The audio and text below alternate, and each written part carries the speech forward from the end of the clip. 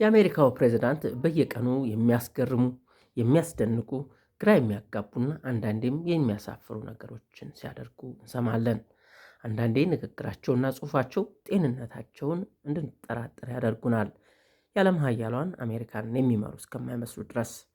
ሰውየው ትናንት ይፋ ያደረጉት መረጃ ደግሞ አሜሪካውያንን እያከራከረ ነው። ዶናልድ ጄ ትራምፕ ትሩዝ ሶሻል በተባለው ማህበራዊ ሚዲያ ገጻቸው የሚለጥፏቸውን ጽሑፎች በወር እስከ $100,000 ሊሸጡ መሆኑ ተሰምቷል። ጽሑፎቹን ለማግኘት የሚከፍሉ ተቋማትና ግለሰቦች ከማንኛውም ሰው ፈጥነው እውነቱ እየተከናወነ ሪል ታይም ማለት ነው መረጃ እንዲያገኙ ያስችላቸዋል።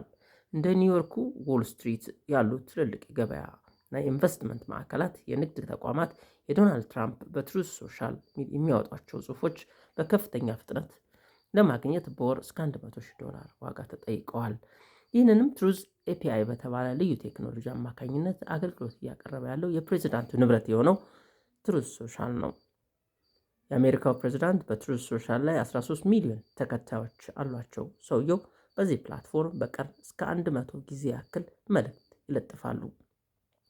ልጥፎቻቸው በዋናነት የመንግስትን የፖሊሲ ውሳኔዎች፣ ማስጠንቀቂያዎች፣ ለሚቃወሟቸው የስድብ ውርጅብኝና ስኬታቸውን የተመለከቱ ናቸው። እና ስለምን ተቋማት በአደባባይ ለሚያገኟቸው የፕሬዝዳንቱ ጽሑፎች ይከፍላሉ ከተባለ ምላሹ በፍጥነት ውሳኔ ለመፈጸም የሚል ነው። ጽሑፎቹ ከየትኛውም ያልከፈለ ደንበኛ በፊት እንዲደርሳቸው በቴክኖሎጂ ይታገዛል። ጊዜ ገንዘብ ነው እንደሚባለው በሚሊ ሰከንዶች ቀድሞ መረጃ ለማግኘት ነው ይህ ሁሉ ገንዘብ የሚከፈለው። የመንግስት የፖሊሲዎች መቀያየር የገበያን አዝማሚያና ውሳኔዎች ያስለውጣሉ።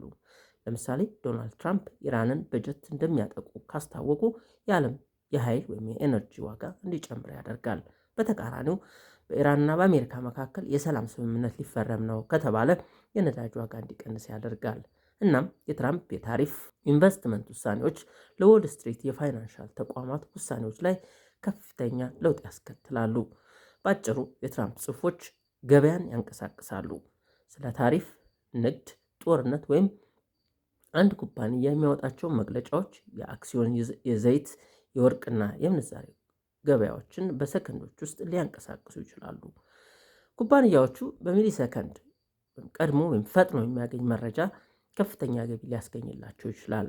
ከፍተኛ ድግግሞሽ አላቸው የንግድ ክንውኖች ወይም ደግሞ ሃይ ፍሪኩዌንሲ ትሬዲንግ ኮምፒውተሮች በራስ አገዝ ወይም ኦቶኖመስ ትዕዛዝ በመጠቀም የትራምፕን ልጥፎች እንደወጡ በቅጽበት ግዢ ወይም ሽያጭ ይፈጽማሉ። ይህም በሰከንዶች ቀድሞ በተገኘ መረጃ በጣም ከፍ ያለ ትርፍ እንዲያገኙ ያስችላቸዋል። ያልከፈሉና መረጃውን በተለመደው መንገድ የሚያገኙ ተጠቃሚዎች ጽሑፉን በስልካቸው እስኪያዩት ድረስ ትልልቅ የፋይናንስ ተቋማት በሺዎች የሚቆጠሩ ግብይቶችን አስቀድመው ሊፈጽሙ ያስችላቸዋል። ይህ የትራምፕ ውሳኔ ክርክር አስነስቷል። ታዲያ ተቾች ይህ አገልግሎት ለሀብታሞች ብቻ የተለየ ገበያ ጥቅም ይፈጥራል ይላሉ።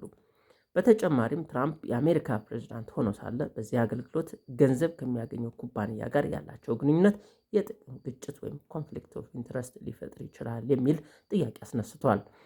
ይህ አገልግሎት የገበያ ማጭበርበር ወይም ማርኬት ማኒፑሌሽን እና በውስጥ አወቅ መረጃ ላይ ተመስርቶ የሚደረግ ህገወጥ የአክሲዮን ግብይት ወይም ኢንሳይደር ትሬዲንግ በር ይከፍታል ይላሉ።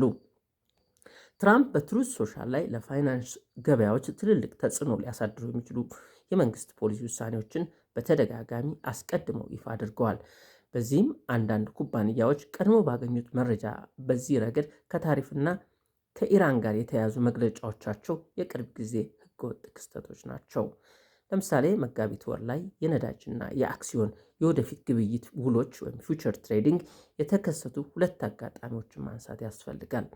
አንደኛው ትራምፕ ከኢራን ጋር ካደረጉት አዎንታዊ ውይይቶች በመነሳት በኢራን የኃይል መሰረተ ልማቶች ላይ የሚደረጉ ጥቃቶችን ለማቆም በማህበራዊ ሚዲያ ከመጻፋቸው ከ15 እስከ 20 ደቂቃዎች በፊት ነጋዴዎች የነዳጅ ዋጋ ይወርዳል እንዲሁም የአክሲዮን የወደፊት ዋጋ ይጨምራል በሚል የውስጥ አወቅ መረጃ የተሰሉ ከ500 እስከ $950 ሚሊዮን የሚገመቱ የውርርድ ስምምነቶችን ፈጽመዋል።